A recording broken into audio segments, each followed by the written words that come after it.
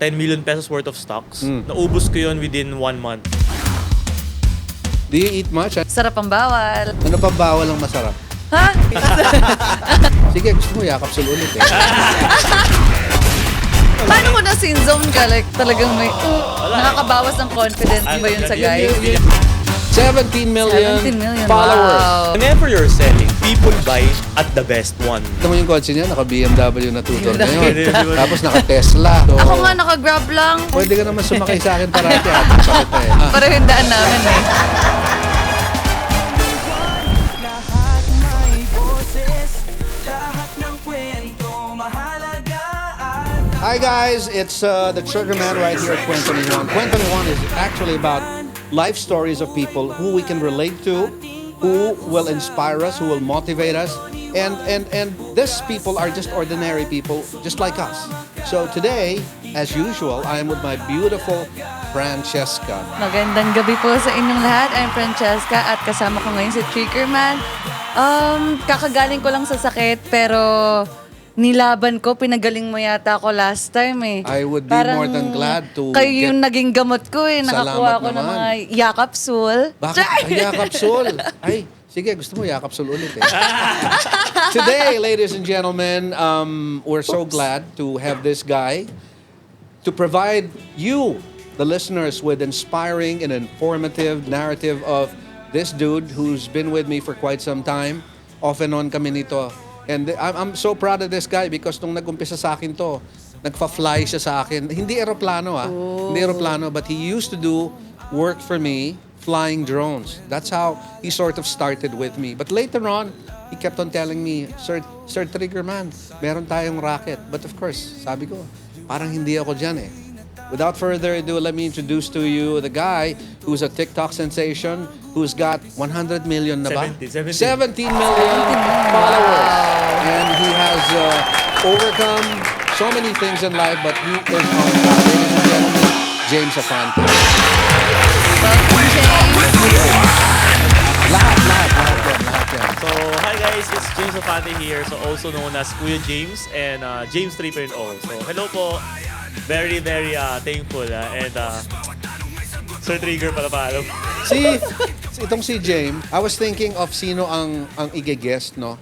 So yesterday, sabi ni Jeff sa akin, Sir, can we come up with So the name that stuck to me was you actually. So I gave him one phone call.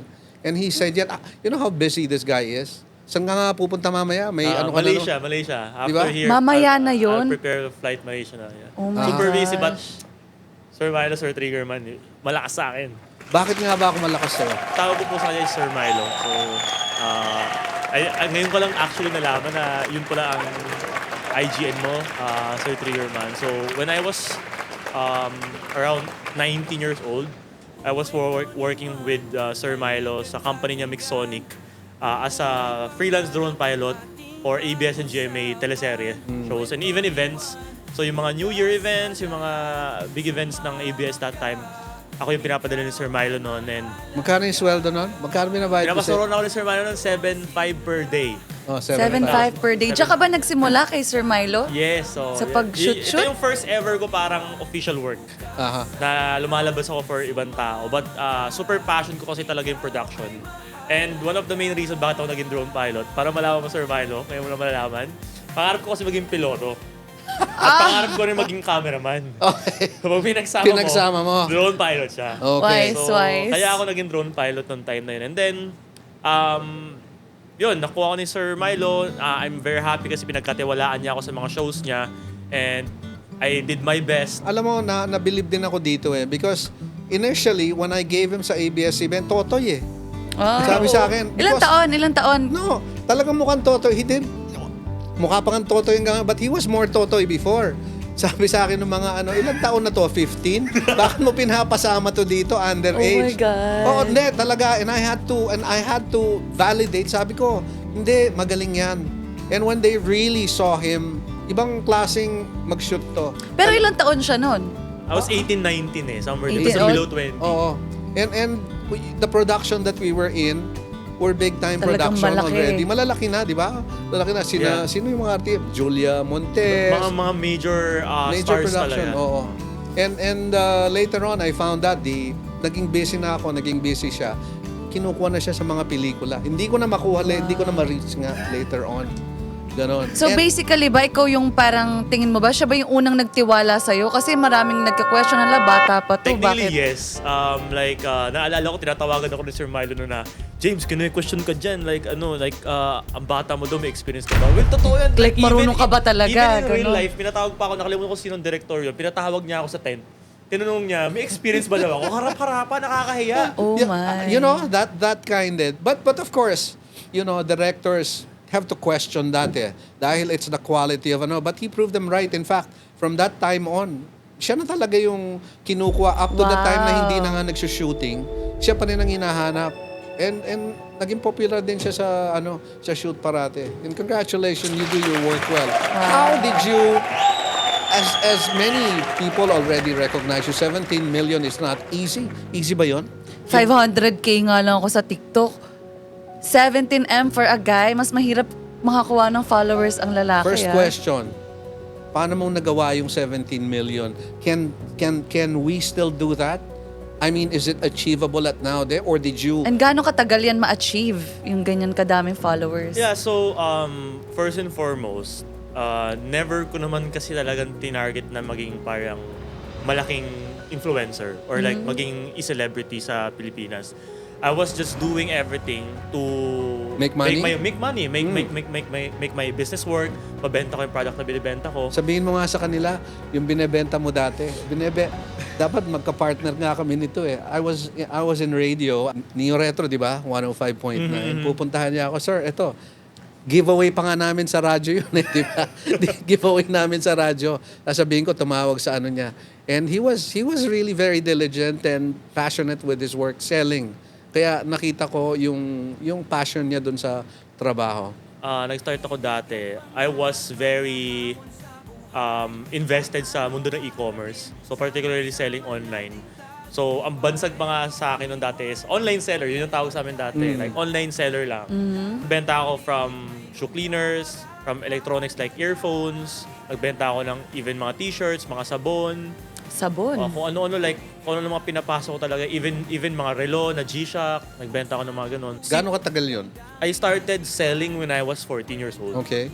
So I've been a salesman since then until now. When was the turning point into you being able to be on the big time? I mean, when was the turning point doon? Nung pagkatapos ko sa Sir Milo, Talaga? nung nag-pandemic. Pandemic. Pumutok kasi yung e-commerce nun sa buong Pilipinas. Kaya nobody was able Yeah. to go out. Yeah, I know. Everybody's forced to buy online. Uh-huh. Imagine mo yung stocks ko nun, 10 million pesos worth of stocks. Naubos ko yun within 1 month. And wala na akong mabenta dahil sa sobrang lakas ng e-commerce ko nung time na yun. Wow. So when you initially, how much did you start out with? When I was 17, doon ako nagsimulang mag-capital ng sarili ko I started with 1,000 pesos only. 1,000 pesos. With what product yung pinakauna? I have an online business that time na magpo-provide kami ng shoe cleaning service. So yung 1,000 pesos, pinambili ko siya ng shoe cleaner. Tsaka ng brush. So yung shoe cleaner tsaka yung brush na yun, naging 2 cleaner, naging 3 cleaner siya, hanggang sa dumami siya ng dumami. And over time, nagamit ko yung capital na yun pang-expand sa mga ibang product. I think I read something or I came across something like yung claim to fame mo is about sapatos. Tama ba yun? Nag-start po ako sa social media na ginagamit ko na yung name ko. Starting in the shoes industry, sneakers industry, shoe cleaning. Shoe cleaning. Nag-shoe cleaning muna ako and then later on, yung mga customers ko, naghahanap sila, baka may shoe cleaner ka. So, kaya gumawa ako ng way na makagawa ko ng shoe cleaner. Gumawa ka ng shoe cleaner mo. Gumawa Yung ako ng produkto sarili. mismo. Yes. Pero naglinis ka ba ng sapatos? Naglinis ka rin ng Yes, sapatos? yes. I started one-man team. Ako yung naglilinis, ako yung nag-deliver, ako yung nag-picture, ako yung nag-post, ako yung nag-reply. Lahat yun. Magkano yun? That time, that was 250 pesos per shoes. Para linisin ko siya. When did you get your first million? I earned my first million. Nung nag-start ako ng 14, alam ko na sa sarili ko na gusto ko talagang maging milyonaryo. Everybody... How old were you then? 14 when you wanted to be a millionaire. Wanted to be a So when millionaire. did you get your first million? I got it 5 years after. Which 5 is 90 years after. old. Was that tama ba sa timing mo o Tama siya. Tama. Yun talaga yung goal ko. Before 20. Before 20. I was actually somehow pressured noong time na yun. Hindi na ako masyadong natutulog. At sa time also nag-drone din ako sa'yo, pinagsasabay ko yung lahat. Kasi sabi ko, gusto ko yung expenses ko, so malalaman mo na ngayon yung personal life ko. Yung expenses ko personal, pambayad ko sa kotse, is kinukuha ko sa personal kong trabaho. Oh, kinukwento mo yun sa akin. Sir Milo, marami akong binabayaran. May kotse akong binili, di ba? Yun, Kwento mo yun sa akin. Alam mo yun, Yeah. yung kotse eh. Oo. Wala pa akong kotse na nag-start ako eh. Tapos masakay pa ako sa L300 mo. Tama. Tapos, so sabi ko, gusto ko yung business ko, hindi ko na siya kukuhaan ng income para lumaki siyang lumaki. And that was me able to achieve the first million when I was 19. Sobrang proud ko noon kasi pinagmalaki ko pa sa magulang ko yun na, look, I'm 1 million na ako. What about you? When did you get your first million? I think when I was 19 or 20. 19 or 20? 19 or 20. Did you, paano mo na ako, nanalo ka ba sa sweepstakes? Yes, nanalo ako sa China, sa ibang bansa. I represented the Philippines that time. Congratulations. Yes, thank you. And then what did you do with your 1 million? Actually, gusto ko nga maging katulad niya, business-minded. Okay. So, dahil ako yung breadwinner sa family, napupunta rin yung money ko sa expenses sa family ko. Aren't you business-minded? Yung mind ko nasa business, I want to be this, I want to have this. Pero I think, para sa akin, kulang pa yung knowledge ko at gustong-gusto ko matuto. Kaya sobrang interested ako makinig sa storya niya. What is being business-minded? Sige. For me, being business-minded is, it's a commitment. When you're a businessman, you need to think like a businessman. So, you always need to understand na hindi na ikaw yung James na dati. Like, imagine mo meron kang suit right now. When you're wearing a suit, you act differently, right? Diba? When you're Yeah. wearing a t-shirt, you act differently. You have different hats. You're different hats eh. When you're a businessman, you act differently as a whole na sa buhay mo. Like yung yung decisions making mo sa pamilya, yung decision making mo sa mga lakad mo, yung decision making mo sa tulog mo, yung pagiging mabait mo, masungit mo, kailangan lahat yun in favor of your business. Kasi if you're a businessman, kaya ka tinawag na businessman, you're doing everything for For the the benefit business. of your business. Correct. Yung directions mo is geared towards that. Yun nga lang, pag bata ka pa, you're discerning your decision factors. Hindi pa ganun ka You have so many ideas. As you grow older, as you make mistakes, you learn You have to learn from these mistakes, di ba? From those mistakes, malalaman mo, mafi-filter mo, mali ko pala to. So dapat sa next time, hindi ko gagawin to. Along the way, making mistake is not really bad For as long as you pick up, makita Ako yan, mo doon. medyo takot ako magkamali. Don't be afraid to Parang Yeah, siguro don't sa be beauty queen, naka-mindset kasi na dapat perfect ka dito, perfect ka dyan. Kaya sabi ko, gusto ko talaga mag-TikTok shop, magbenta. Pero natatakot ako, baka hindi pala yung naiisip ko yung ma-achieve ko. Hindi, I'm pretty Natakot sure that ako with mag-fail or him, magkamali. hindi rin perfect He had faltered, nag-stumble din siya, nag-fail. You fail along the way, but you pick up yourself. In so many businessmen, hindi naman all the time panalo yung mga yan Maraming natatalo. Ang importante is you pick up yourself and then lalaban ka naman on another day, on another venture. You fail fast. Di ba? Fail fast. Oh, yun Like, kung yun. papalpak ka, bilisan mo na. Di ba? Ganun ang Tapusin mo. mo na siya agad. Pwede ba itanong ano yung mga failures tingin mo sa pagiging businessman mo? Actually, mas marami akong failures sa buhay. Is the personal life affecting your being a businessman? Yes, super. Kasi yung lahat ng tao at the end of the day may emotions Yung emotions, most of the time nakaka-apekto talaga siya sa isang Decision businessman. making. So, sa mga decision making natin. So, as much as possible when I live my life, I always make sure na tama lahat. Yung due diligence ko, in-exert ko. Let's say, meron kang magiging bagong kaibigan. So, hindi naman ako sa magiging selfish, pero hindi naman ako sa pagiging mapili sa kaibigan. But pinipili ko sino yung mga nagiging kakilala ko, sino yung mga kanino ako nag-i-spend ng time. Nag-i-spend ako ng mga time dun sa mga tao na feeling ko na pwede ko maging business partner maybe 1 year from now, maybe 2 years from now. So, yun. For example, like even with Sir Milo, I decided to work with Sir Milo 5 years ago. And guess what? We're here. Kung di ako nag-work with Sir Milo, wala ako dito. In terms of personal love life, how are you? Diyan ako mahina. Feeling ko parang mahihain ka, no? Torpe ako. Torpe? Pareho Torpe tayo? Yun. Pareho Tayo tayo. nagkasundo. Di ba kami halatang torpe? Torpe ako Teka, parang iba yung reaction ng mga Parang yung tao. last time kasi sa practice interview namin, torpe ka pa pala dun. Lalo na kung hindi ako Anim yung nanay ba? sabi ko sa'yo, victim ako eh, di ba? Ayun. Niwanan nga lahat ako eh. Ang dami mong minahal para maging torpe ka pa. Oo, torpe nga. Bakit hindi ba pwedeng maging torpe at magka-pitong anak? Uy, Grabe, torpe 7 yung alam. yun na pala yung torpe, bagong torpe. Solo ko. Super torpe. Solo. Pipe. So, hindi. Ka-girlfriend ka na. Yes, in my life, I have 3 girlfriends. At the same time? No. Uy. No. Iba talaga yung treatment ko pag girlfriend ko talaga. Okay, yung girlfriend mo ba, nung na-stress ka ba nila? Nakapigil ba yun sa pag-grow mo? Yung totoo May ganun, yes. Di ba? That's also the reason bakit yung latest kong ex, which is nag-break kami 1.5 year ago. Dahil yun sa career ko sa TikTok. Kasi medyo nakaka-burden siya sa career ko. So, Did you say goodbye? Did she say goodbye? medyo hindi naging maganda yung ending namin. So, Pero mabigat, ano? When Mabigat you siya. have, kaya nga eh, you know, in when you have a baggage and it's mabigat, you need to drop it eh. Ako, ganun. Although, mahirap, di ba? Pero, ano yun, like, mas pinilin mo yung business kesa sa mahal mo. So, yung girlfriend ko na to, like ex ko pala, ever since nag-start kami, which is around 8 years ago na yun, 7 years kasi kami. So, sinabi ko na talaga sa kanya na, pag naging boyfriend mo ako, hindi ako yung same boyfriend na nakikilala mo sa high school. So, may priorities talaga ako sa buhay. And secondary ka. So, I will always prioritize Wait. Ikaw, pag sinabi sa'yo secondary ka, ano? Hala? Ano reaction mo? Sige. Ikaw kuno yung girlfriend niya. Pag sinabi niya sa'yo secondary ka, ano reaction mo doon?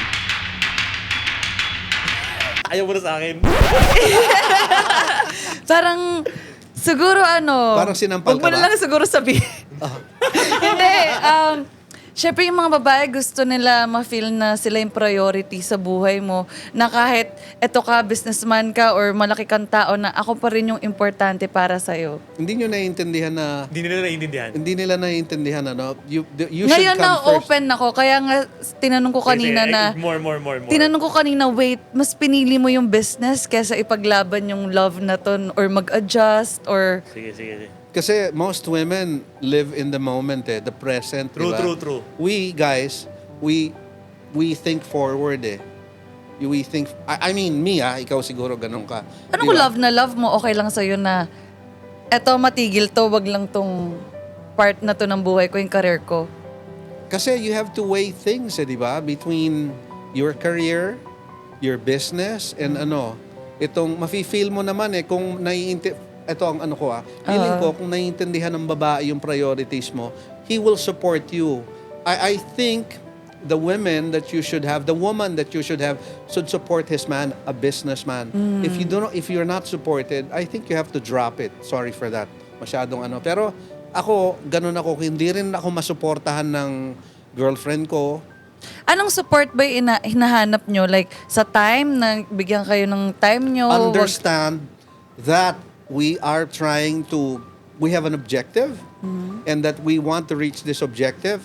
But if the woman does not support us in terms of naiintindihan kung bakit kami late na ganito or hindi kami makapag-date because of this. Kasi matampuhin kami, like nasasaktan kami Yes. kapag, Oo. hala, The anniversary, support- busy ka today. Exactly. So this one really, sa lalaki kasi, yung complaint yung maliit is magnified inside our heads It really pulls us back. Talaga? Di ba? True, It true, really true. pulls us back and it bothers us. So instead na pag may make kami ng 10 million, nagiging 1,000 na lang kasi bothered kami. Because we think about you also. So, ano naman pala, talagang, yung daman nyo naman yung mga Maganda ko. girlfriend So, nyo. the reason bakit ko siya ginagawa, it's because I, as a person, alam ko sa sarili ko kung paano ko ma-achieve yung magandang buhay na gusto kong i-build para sa amin dalawa. And hindi ko siya ma-achieve kung siya yung uunahin ko. So technically, lahat naman talaga ng ginagawa ko is para sa amin dalawa. It's just that, na right now, at this very moment, yun nga na problema talaga sa ibang girls, I'm not generalizing lahat, but they live at the moment They judge everything at the moment. Actually. So, hindi nila ginajudge. Iniisip nila na parang pag sinasabi ng mga lalaki yun, is sinasabi nila parang, Di mo ako papalusot mahal. lang kami. you take us for granted. Oo. Oo. Di mo kami binavalue. Hindi na Kung ibang yata ako lalaki mo. importante sa'yo. Yes. Ganon. Pero you would understand bakit kami nagtatrabaho ng matindi? Like, bakit kami, we don't sleep? Like, do you think na gusto namin na hindi mabigyan ng time na kasama ka or kasama yung girlfriend mo? We do this because we want to share it with you. Kanino pa ba namin nagkukwento Yung magandang buhay. Yeah. Paano kapag nagkikrave ako ngayon ng presence mo eh? There's always a certain recipe of what we call sacrifice. Or Delayed parang gratification. Yeah. So not because you want it now, you get it now. Sometimes you need Diba? to wait. Like if you... Hala, natututo ako. Naiyak ako. Char. Kasi ako, clingy kasi ako. You know, one thing that you have to remember, I apply this to me and to my kids. Sometimes may bagong telepono dyan. Lalo na yung mga binebenta nito. Mga iPhone. Sorry na. Tingi nga. And, you know, yung mga iba dyan, meron na silang cellphone, umaandar pa, pero kung may bago, gusto nila yung bago, and you'll spend your money there. Ako, hindi ako ganon eh. Ikaw ba ganon? Hindi, ano? Sa akin, Unless iba siya. there's a purpose for it. No, there's a purpose. Unless there's a purpose for it, that's what I'm gonna do. I'll buy it. But for as long as it works, I would delay delayed gratification. Saka ako napasasaya ng sarili ko. Save muna ako for the rainy day kung kailan kailangan. That's delayed gratification is an integral aspect of getting rich also. Instead of satisfying your cravings now, siguro if you can put it aside for later, you will grow. That's part of being a business person also. Kahit sa relationship. Kasi sa relationship nyo to kinonek. Delayed Yes, gratification. yes. Oo. Like for me, ang dream ko is hindi yumaman specifically. Ang dream ko is makuha ko yung tinatawag na time freedom. Na gusto ko by the age of 30, I can do whatever I really want. Like if I decide na, o tara, magbakasyon tayo 30 days, isang buwan, wala tayong gagawin, bakasyon lang tayo together. I can assure my family or my partner na sa kanya ako 30 days. And hindi ko magagawa yon kung right now, hihimay-himayin ko yung sarili ko na okay, half tayo ganito, half tayo ganito, half tayo ganyan. So, that's what I believe. Again, yun yung vision ko, yun yung dream ko. And So yung hanap nyo sa partner is yung maintindihan talaga yung oras. yes. If only they could see what we see, maintindihan nila yung buong painting talaga. Yeah. Kung saan siya from end to end. But they're a different creature eh. They Yun nga see eh. different from us. We're from eh. Mars, Venus, di ba? Magkaiba talaga yung utak ng babae at It's so different lalaki. eh. So, when this boyfriend of yours does this, iiwanan mo ba? O giniwa mo na? Pili ko ginawa niya Kapag na. busy siya, hindi, yung natutunan, nagtatampo talaga ako nun. Oh. Feeling ko, yun nga, nababawasan yung love niya sa akin. Kasi sa una, parang, wow, ako priority ha, wow. Tapos, hala, bakit masuunahin mo na yung ibang tao kaysa sa akin? May meeting ka, akala ko ano muna tayo. Well, you need to understand Pero ngayon, yan yung inaano ko For you to talaga. understand that, be a business person. And then, yung boyfriend mo naman na maghahanap ng oras mo. And you have to Balikan really naman have your kayo. own life. Yun kasi parang na-focus lang ako sa kanya nun eh. Siya ang dami niya ginagawa, ako inaantay ko lang siya. So parang naiinis ako kasi... Dapat meron ka rin ginagawa. Yun Kasi nga. yung pagiging, yung boring and the time, that idle time, is something na papatay sa relasyon nyo. That's true. Diba? Yung idle time is very, it kills relationships. Yeah. It kills So, relationships. you need to be busy also. Huwag busy sa ibang lalaki. Siyempre. Busy sa ibang bagay na productive eh. Going back to making money. So, nung nag 1 million ka na, ano nang naisip mo nun gawin? Parang nung na-achieve ko siya, parang may satisfaction at the same time question sa mind ko. Na what's next? Oh, yeah. Parang okay, nakuha ko siya, pero doon ko na-feel na mas mahirap pala pag na-achieve mo na siya kasi you need to maintain. Now, what's my next goal? So, doon ko na-realize na yung money pala somehow is just a number. Regardless kung magkano kitain mo, it will always still depend kung ano yung goals mo. So, that time nag-determine na ako na sabi ko, okay, although may 1 million pesos ako, pero I can buy pretty much everything that a 19-year-old guy would want. And feeling ko, let's say, para akong may 10 million ng time na yon, ganun yung pakiramdam. How old are you now? I'm 25. How rich are you now? I'm just... I was richer Mas than you mayaman ka pa before. rin po sa akin. Mas mayaman ka pa rin po sa Mas akin. mayaman ka sa akin. Kita mo yung kotse niya, naka BMW na 2-door na yun. Tapos naka Tesla. Naka-Tesla? Ako naka BYD lang ako. Lang. Di ba? Lang. So, Ako nga naka-Grab lang. Ba yan? pwede ka naman sumakay sa akin parati. Parati. Uy, lang siya yung papasay eh. Para yung daan namin eh. Ayun, pare, ayan ha. Pwede mo siyang ihatid mamaya. Hello, Libre my ba yan? fries. Thank you. Libre. Do you eat much? I mean, or Unhealthy ako kumain. Hindi ako kumakain ng healthy food. bakit? Hindi. Gusto ko ganyan. Kaya sakitin ka eh. Hindi ko, dyan ako nasasatisfy eh. Sarap ang bawal. Masarap ang bawal. Ano pang bawal ang masarap? Ha? Chocolate! How young are you? I'm 26. Are you, may current relationship ka ba ngayon? Wala. Bakit? Feeling ko, yun nga. Kailangan ko Ganun maging na. understanding. So how much money do you have in your wallet? No, in the bank now. How much is your saving? Nasa million naman. Oh, nasa million. Pero for sure, mas mayaman kayong dalawa. So how much do you want to make? You're now 26. When you're 30, ano ambition mo? What's your goal at 26? At 26, Ano, at 30? at 30, may sarili na akong bahay, kotse, may freedom na rin sa money, and partner. Yeah, so how do you intend to get there? Do you have a plan already? May plan ako mag-start ng TikTok business. Isn't it too late to start a TikTok Yun business? It's nga not too late. It's not too late. You just need the right direction. Kasi nakita ko ang dami talagang yumaman dyan. Sobra. And mahilig ako magbenta nung grade school ako. Gumagawa ako ng ribbons sa ulo. Mahilig kasi ako doon. So ako nagtatahi. Ako nag-glue stick para magdikit. Ako bumibili sa mga tiyangge. And then bebenta ko sa mga classmate ko tsaka sa buong school. Hanggat sa ginaya na rin ng mga ibang class. Nagkaroon ako ng So ano advice kalaban mo nun. sa kanya? Paano ang gagawin niya? I mean, she's 26. She wants to get probably To sell. 20 million, 30 million by 30. Yeah. What should she do? She likes to do TikTok, or is there any other? Yung mention ka sa akin, cryptocurrency, nag-crypto na rin siya kanina. na-crypto din ako. Pero And sinabi mo rin, ayaw mo na sa crypto. Ayoko na sa Bakit ayaw mo na sa TikTok? pabili yata ako dyan. May nabili akong ganyan sa TikTok dati. Baka nadali kita dati. May nabili ako. You cannot be the best in one and hindi ka matatandaan ng tao. Paano niyang na-gain yun? Sana may mag-alaga din sa akin. Bata ka pa, kayang-kaya mo pa Parang yan. give ako ng give. Sana akin. Ano ka nagka-product na ganyan na 4 pesos lang siya? I want to be the #1 TikTok live seller. Ginol ko siya. Wow. Dinarap ko lahat yun. I killed everything. I sacrificed everything. I make sure na walang tatalo talaga sa akin. Lahat may boses, lahat ng kwento mahalaga.